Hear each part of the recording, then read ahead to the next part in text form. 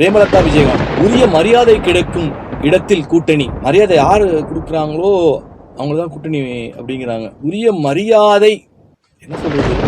உரிய மரியாதை சகோதரிக்கு நான் என்ன சொல்றேன்னா, நீங்க உரிய மரியாதைன்னா நீங்க கேட்குற 20 சீட்டு 30 சீட்லாம் கொடுக்க மாட்டாங்க.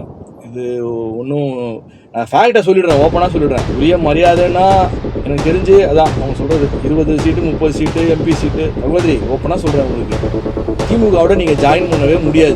நீங்க உங்களுக்கே தெரிஞ்சிடும், அது ஃபெயிலியர் ஆயிடும் தெரிஞ்சிடும் உங்களுக்கு கூடிய சீக்கிரம். ஒரு கூட்டணி வெற்றி பெற்றுடும், இதான் கன்ஃபார்மா வெற்றி பெற்றுடும் உங்களுக்கு அதுவும் தெரிஞ்சிடும், கூடிய சீக்கிரம் தெரிஞ்சிடும். நீங்க ரொம்பலாம் கற்பனை கோட்டை கட்டாம உங்களுக்கு 4 முதல் 6 சீட்டு கொடுத்தா அந்த கூட்டணியில போய் சேர்ந்தீங்கன்னா நீங்க வெற்றி பெறுவீர்கள். அவரோட சேர்ந்து நீங்க வெற்றி பெறுவீர்கள். அப்படி இல்லாத பட்சத்துல சொல்றதுக்கு ஒன்றும் இல்லை, கனவு காணலாம், எல்லாரும் கனவு காணலாம். 4 சீட்டு கொடுக்கறதே பெரிய விஷயம், இதுதான் ஃபேக்ட். கொடுத்தாங்கன்னா போய் நீங்க அவங்களோட சேர்ந்துக்கிட்டீங்கன்னா நீங்களும் சேர்ந்து அந்த வெற்றி பயணத்தில் பயணிக்கலாம். இல்ல நாங்க நிறைய எங்களுக்கு இப்போ பலம் இருக்கு நாங்க மாதிரி அப்படின்னு சொன்னா நம்ம ஒன்றும் சொல்றதுக்கு இல்லை. 20 சீட் 30 சீட்லாம் உங்களுக்கு கிடைக்கிறது வாய்ப்பே இல்லை, அவ்வளவுதான் சொல்ல முடியும்.